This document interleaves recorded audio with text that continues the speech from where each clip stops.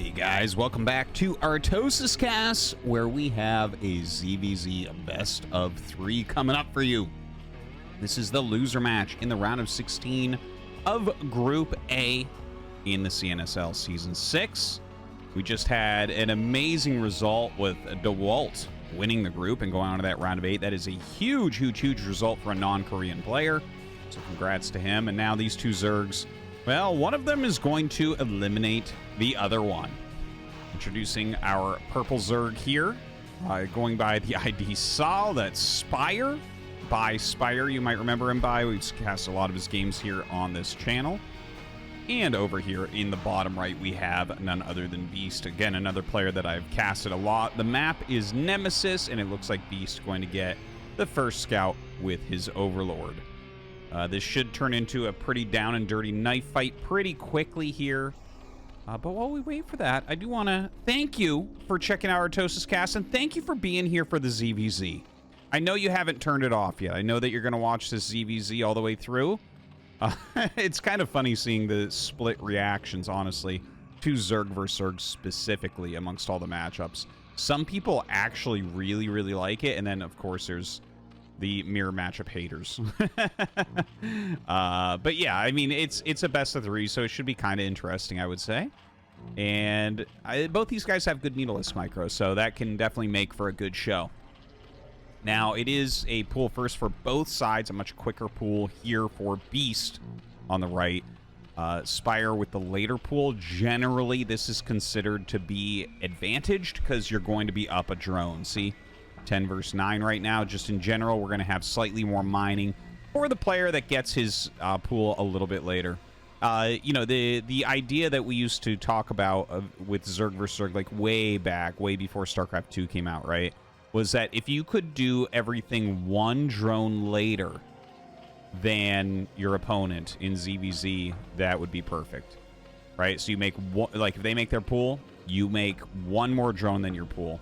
Now, obviously, it didn't actually turn out like that. Like, eventually, you should just go towards the Mutalisks and everything. But I do remember playing Zerg vs. Zerg games and watching Zerg vs. Zerg games on maps like Lost Temple, where the Overlords would find each other immediately. And literally just both players making drones until someone folded and made a pool. That's some funny stuff. Oh my god, what a stupid area to get stuck in. Right now, Beast trying to go across the map, but all of his Zerglings getting stuck over and over. This is kind of insane. I've never actually seen anything get stuck there, but he got so stuck. Look, he's still got a Ling stuck. More Lings coming as well. Oh my god. Not that he can break through, even if he had all his Lings here. You're not getting through there right now. He finally will fix that, but damn, man. Pathing in StarCraft 1. Okay, anyways, taking a look at Spire's position here.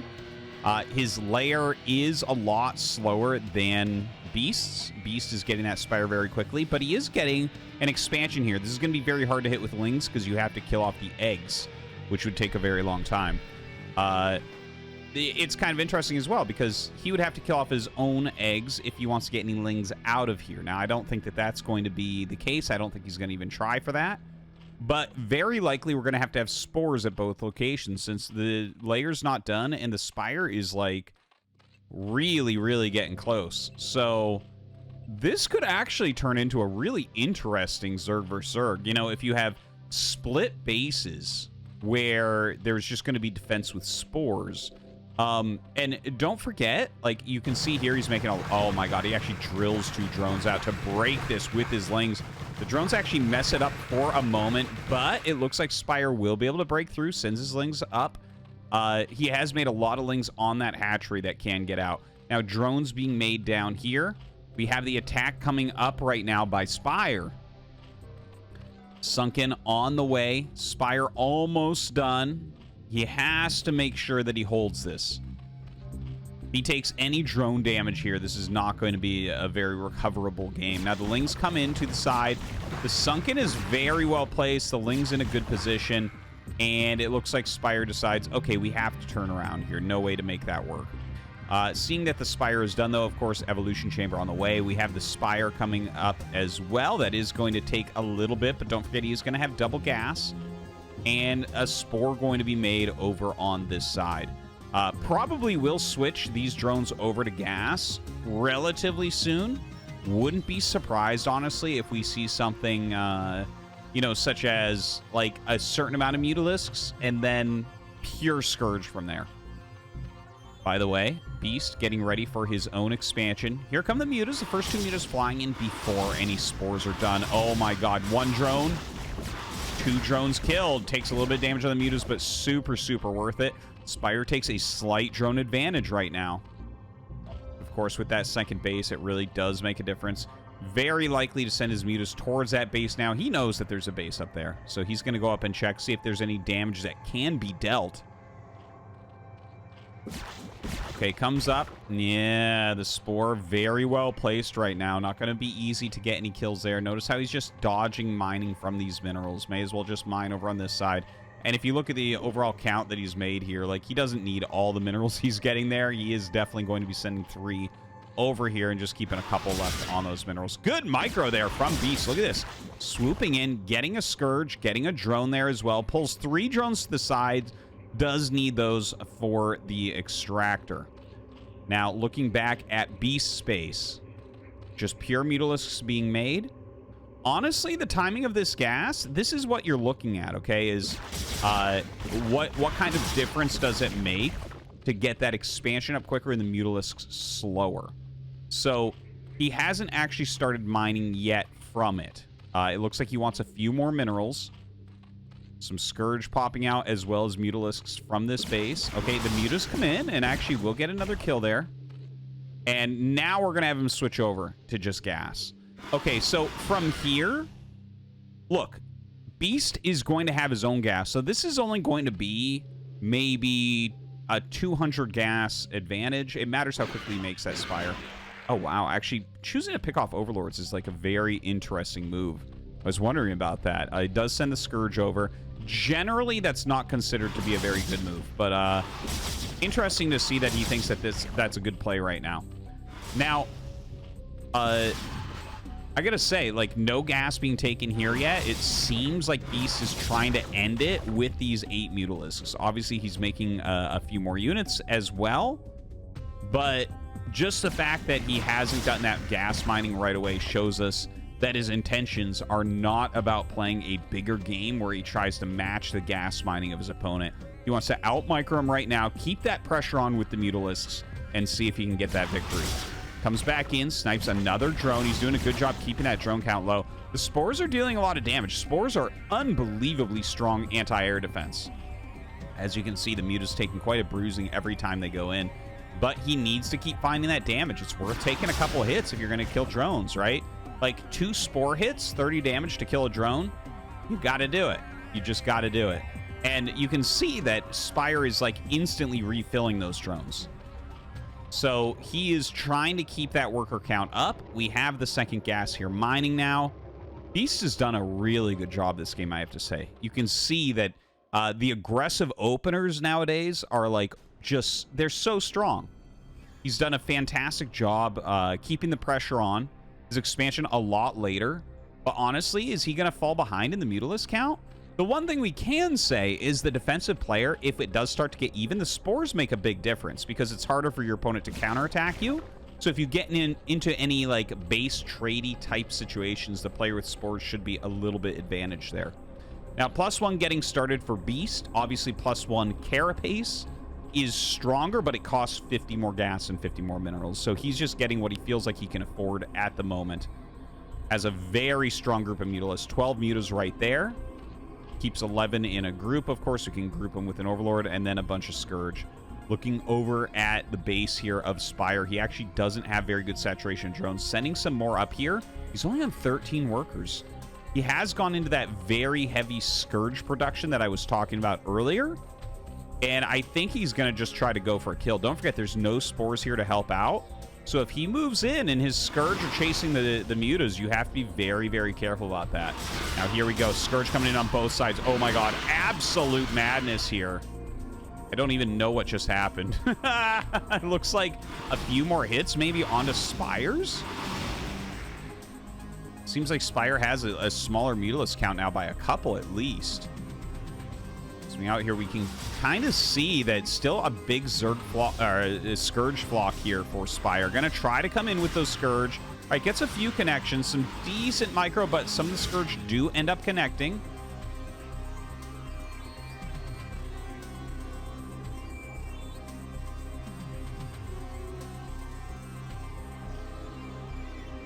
Beast with that 4 drone advantage has to be feeling pretty good right now. It's a little bit hard to read exactly how many drones your opponent has, but his economy looking really, really strong as far as ZVZ goes. I mean, 17 drones. It's no joke, even laughing matter. Now, one of the mutas just kind of off to the side. That was kind of weird. But the Scourge now coming in for Spire. Still 12 mutas there against just 10 from Spire. Don't forget that +1 got started a while ago. So the +1 going to make a huge difference, whereas Spire not getting an additional upgrade. This is actually a pretty long ZVZ, to be honest. This is one of the better ZVZs that we've had. Very, very back and forth. It does feel to me like I've been saying here. I did like the opener from Spire, but it feels like Beast is outplaying him a little bit. So the mutas fly up, and okay, this is a big engage. A lot of damage being dealt to those mutas. Let's take a look at the counts. 10 against 10, but more damaged on these. But a lot of Scourge, though. A few more mutas coming up right now from Beast. And this moving shot micro, if you get this with a larger mutalist count, you are going to be good to go. And in fact, yeah, it's 5 against like 8 or 9, and that should be game GG. First game here goes to Beast. So going directly here into game number 2 of this best of 3. In the top left of Dark Origin, we have Spire. He did lose that last game, getting a bit outplayed by his opponent down here in the bottom right, Beast. So yeah, it did feel like Beast just kind of outdid him, kept the pressure on very, very well, and Spire was unable to win any of those Mutalisk fights. His Mass Scourge strategy didn't quite do it. He actually got behind on drones despite having the faster expansion. He did have those spores, which kept him relatively safe, but yeah, it just felt like Beast did everything just right. Taking a look at these opening builds, both of them going for a gas first into the spawning pool. Very closely lined up at the moment. You know, just slightly, you know, a couple seconds later here for Beast. You know, being a 2-player map on Dark Origin, it does change the layout of a Zerg vs. Zerg a little bit, right? First off, your first Overlord, you know exactly where you're sending it, and you know where it will be in relation to your opponent. That's something that doesn't exist on 4-player maps. Now, that actually adds a little bit of predictability of Overlord's scout patterns, because there's only going to be, you know, maybe 2 locations you want to send it to. Like, do you want to send it to the left side of the natural, the right side of the natural? Do you want to poke into the main base?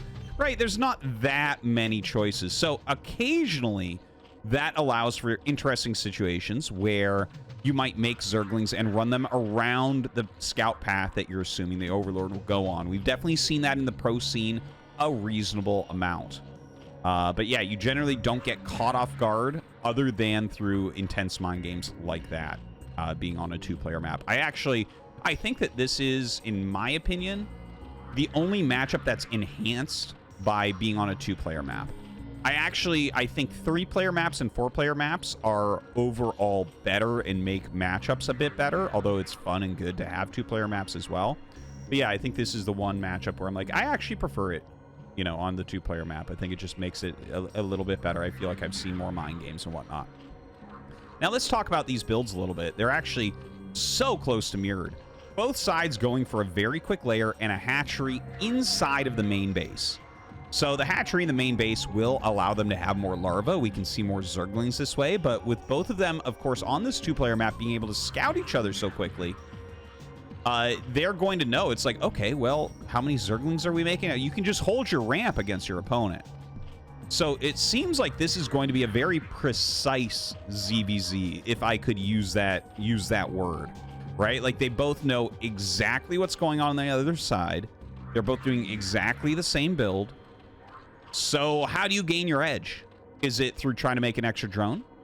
Is it through Mutalisk Micro, right? It feels like those are honestly the only ways to do it.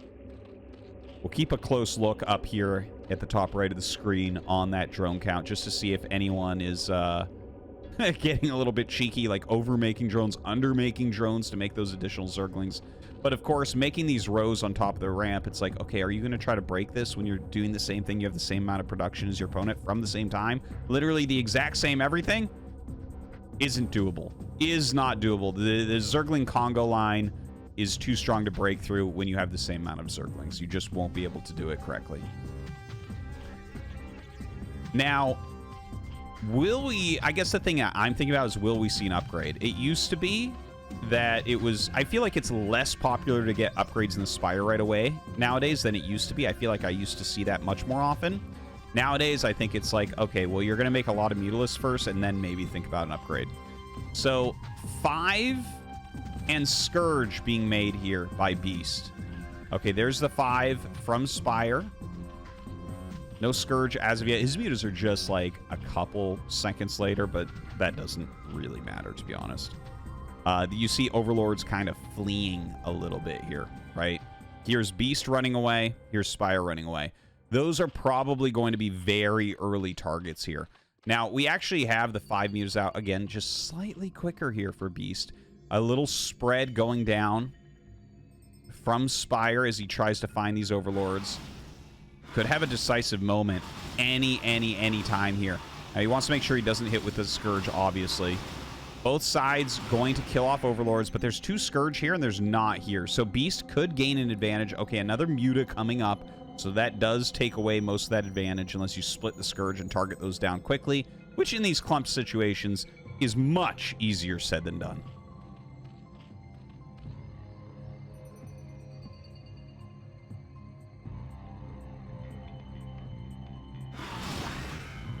So it's just pure Mutalisks being made right now.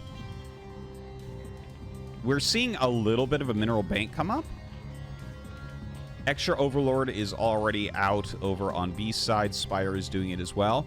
Do you try to make a hatchery? Do you make more lings? I think that's our next kind of question here. Don't forget that if you attack your opponent, because one thing that, again, is interesting about Zerg vs. Zerg is it actually has an attacker's advantage. Most matchups have a defender's advantage, but there's actually the attacker's advantage, because if you're attacking with Zerg and you kill even like 1 drone, the drones don't really add any defense, right? If you kill even 1 drone, you suddenly have a pretty big advantage. Whereas, like, think about other matchups. Like, okay, you're attacking with Dragoons into Terran.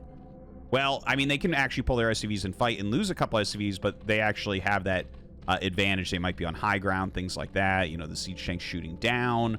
They have, you know, it's closer to your spawn, so you know, you get your units out of your buildings to help defend more quickly than your opponent can send more across.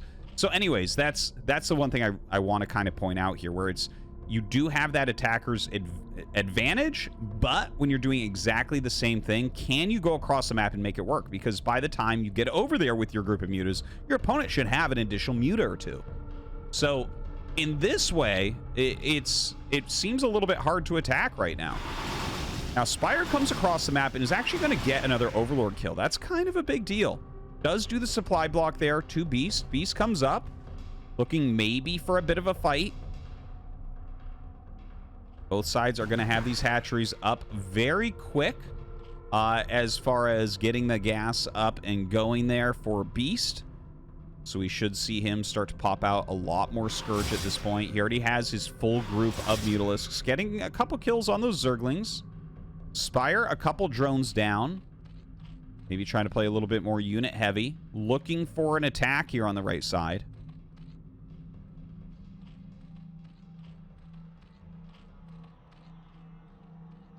Sunken going down at the natural. Ooh, this is a big moment. He gets 2 drones. Now, coming in for this attack, will Beast be able to kill these Mutalisks? He's getting some moving shots off. He has a lot of Scourge here as well. So right now we have 8 mutas against 5. A huge moment here for Beast. It looks like he should be able to kill off all of these Mutalisks. Now, he is losing his natural hatchery, but honestly, the natural hatchery doesn't matter anywhere near as much as Mutalisks.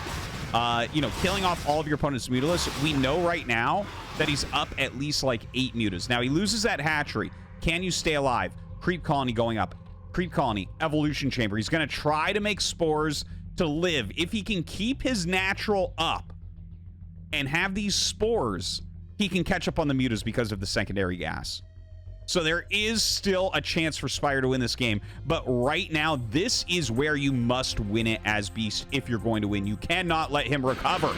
Comes in with his Scourge, with his Mutalisks. 3 Mutas remain here against a big 7 from Beast. He goes ahead, takes out a couple of the Mutalisks. The Spore gets up. Now, will that stop him completely? Oh my god, I'm getting chills right now. This is like a crazy game right now. Beast might be screwed here. Kills off an Overlord. Okay, I mean, that doesn't actually impact anything right now other than a little bit of vision. Later on, it could come into play a little bit. His 6 Mutas continuing to kind of roam around in between, trying to catch Mutas going to the rally point. Oh my god, oh my god, oh my god. His Ling's going to be able to kill off that Spore, which allows his Mutas to attack again. GG is called, and Beast wins it. Goes on to the final match.